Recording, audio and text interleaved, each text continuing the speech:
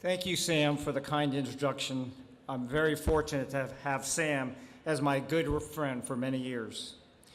Well, I need to kick off this speech by apologizing to my sister, Jenny Wu of the Department of Justice, and my brother-in-law, Mitch Lazarus of Hogan Lovells, as I gave a similar speech several weeks ago to the Asian Pacific American Bar Association Education Fund in Washington, D.C.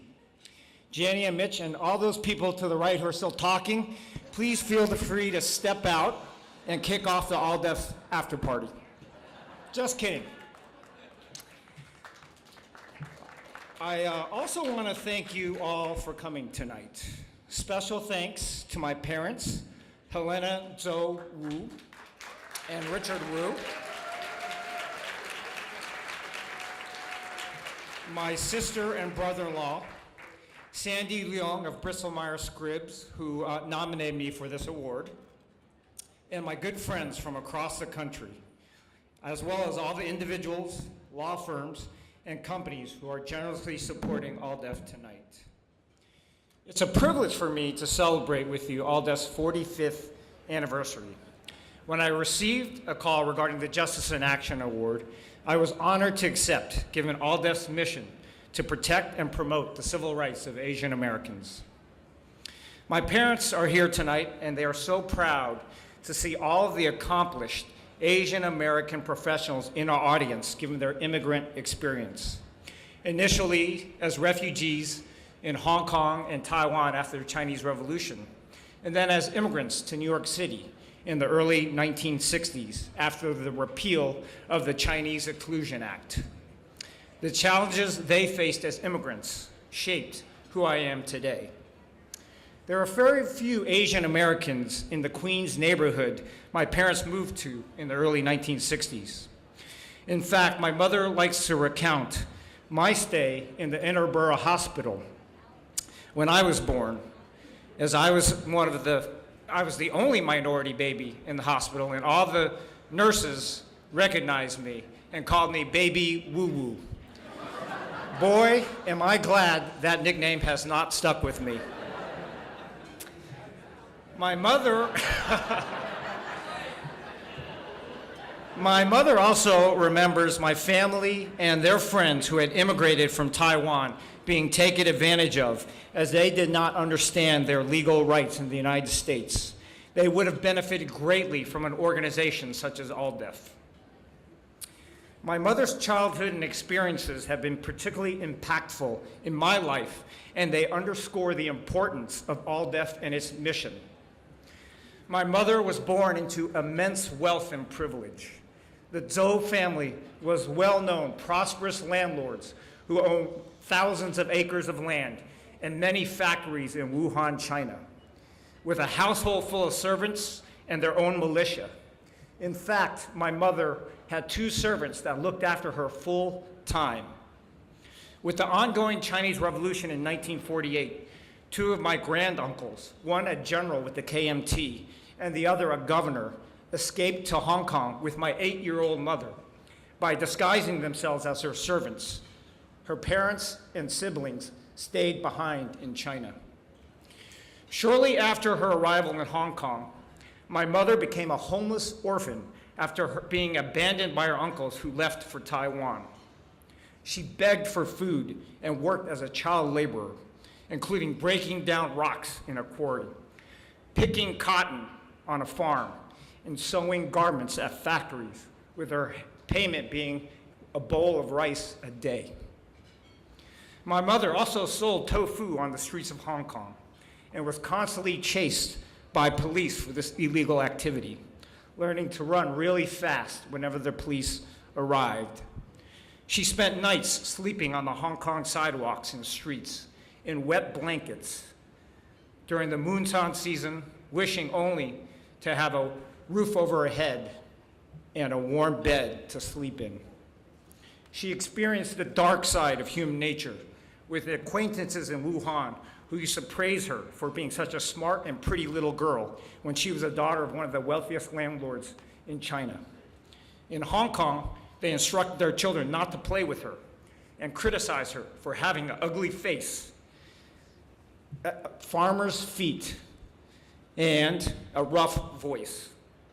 Despite such dire circumstances, my mother always trusted herself and knew that she would become successful in the future by thinking big and working hard. In fact, one time when my mother was 9 years old, she was begging in a restaurant when a waiter approached her with a broom to hit her and drive her from the restaurant. She responded to the waiter, "You just watch me. I'm going to go to America, make a lot of money, come back here and buy this restaurant and fire you."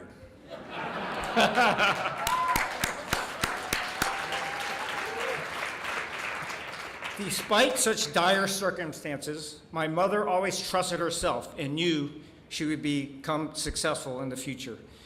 My mother also, on the other hand, my mother also recalled the kindness of strangers during those years living in the streets of Hong Kong. One restaurant owner and his wife would always let my mother come into the restaurant with a slip of paper, asking for customers to give her food, and periodically they gave her money. They also helped my mother secure a job at a factory sewing garments in return for a place to sleep and some food. An Indian family would periodically invite my mother inside their home to eat after seeing her sleeping by the entrance of their apartment building. Finally, a kind store owner would tell her to go back to his back door to receive leftover food from lunch instead of waiting in line with the other beggars. As a preteen, my mother ended up at an orphanage run by the Lutheran Church.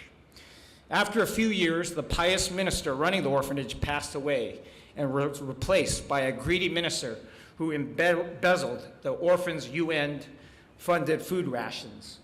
After 3 months of not receiving any rations, my mother confronted the minister, despite the pleas of her friends who warned her that she would be kicked out of the orphanage. My mother demanded that the minister give the orphans the food that they were entitled to. Enraged, the minister expelled my mother from the orphanage, and she was back on the streets of Hong Kong. One of my mother's good friends visited us several years ago from Australia because she always admired my mother and saw her as a role model and leader. Her friend recalled my mother had secured a job after being kicked out of the orphanage at a store carrying heavy bags of flour. And when she visited my mother at work, she could only see my mother's eyes as she was covered from head to toe in white flour. My mother's sheer will and determination in the face of adversity always impressed her friend greatly. Although it seemed like my mother had lost everything after her expulsion from the orphanage, this eventually led to her move to Taiwan to live with relatives, where she graduated from high school and college and then immigrated to the United States. In the US, my mother earned another degree in mechanical engineering, and along with my father, a civil engineer, worked multiple jobs while putting themselves through school. They eventually secured engineering jobs in the private sector, and then with the US government, moving our family across America, and then to South Korea, Saudi Arabia, and Thule Air Force Base, Greenland. My parents earned extra hardship pay for those difficult assignments in Saudi Arabia and Greenland, while my sister and I attended boarding school in Salzburg, Austria, which was paid for courtesy of the Saudi Arabian government, then college at Emory and Princeton, respectively, and finally at the University of Virginia Law School, where my sister and I were classmates. My parents were civil servants who wanted to ensure that Jenny and I would focus on our studies and not have to worry about paying for our education. Subsequently, my mother became head of engineering security at the IRS headquarters in Washington, D.C., where she and her team were responsible for over 40 buildings. Not many women led engineering security teams for major government agencies in those days. Because of the hardships that my mother faced in Hong Kong and the challenges that she and my father faced when they were first immigrated to the United States, she always subscribed to the philosophy of paying it forward. Throughout my childhood, I remember my mother's acts of kindness to strangers. When we first arrived in Seoul, Korea in 1977 with the U.S. Army Corps of Engineers, back when Korea was still a developing country, I remember my mother seeing a boy sleeping on the streets of Seoul, covered only in newspapers during the snowy winter. She immediately returned to our hotel room, took my father's only heavy coat and put it on over the boy to cover him. Another time, when we were on vacation in New Delhi, India, in 1983, she was surrounded by children begging for food. So she gave them all of our rupees and handed out the food we were carrying with us. Finally, several years ago when we were on vacation in Argentina, I remember enjoying a dinner of Argentine steaks with my parents. When I took a break and returned from the restroom, my plate was empty. My mother instructed me to order another steak as she had given my meal to a little girl who had entered the restaurant to sell flowers. My mother has been an advocate for the underprivileged here in the United States, including organizing volunteer events at food banks and participating in other organizations to help the poor. She has always mentored employees during her career as well. She was a strong advocate for minority employees in the federal government who were discriminated against and served as an EEOC officer. She also gave motivational speeches to inner-city Washington, D.C. schools and her colleagues at the IRS. Her message to her audience was always to trust yourself. Anytime you are at a low point in your life, be motivated to turn it around and become a success, and to think big and work hard. Because if Helena Wu, a homeless refugee, could achieve the American dream, that anyone here in America can do so as well.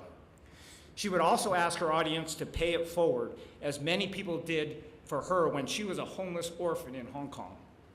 Even today, as a 78-year-old retiree, my mother and my 83-year-old father volunteer at the local Senior Citizen Center and advise members who cannot speak much English on senior citizen benefits and other matters. My mother has always called on my sister and me numerous times over the years to use our legal knowledge to advocate for others, particularly immigrants with poor English skills. My mother's background and experiences have influenced my career to make a difference by serving as a mentor to students and young professionals, paying it forward to those in need, and actively engaging in organizations such as GAPABA, Albany, and MCCA. I hope everyone in this audience takes heed of my mother's experience in Hong Kong as a homeless orphan and her philosophy on life. When you are at a low point in your life, remember my mother's childhood. Never give up and work hard to turn things around in your life. And also, please pay it forward to those in need. I hope you will do so by supporting AALDEF and participating in AALDEF's volunteer programs. I also hope you will help APA students in New York City and higher education to combat racial discrimination in all forms. In the end, when we're looking back on our lives, it will not be about the fame we have achieved, the titles and positions we have held, and the wealth we have accumulated. It will be about those who we have helped and the lives we have touched. In closing, I'm truly honored to receive this award from AALDEF, and I dedicate it to my mother, Helena Wu, who has been the inspiration in my life. Mom, please stand up for the audience.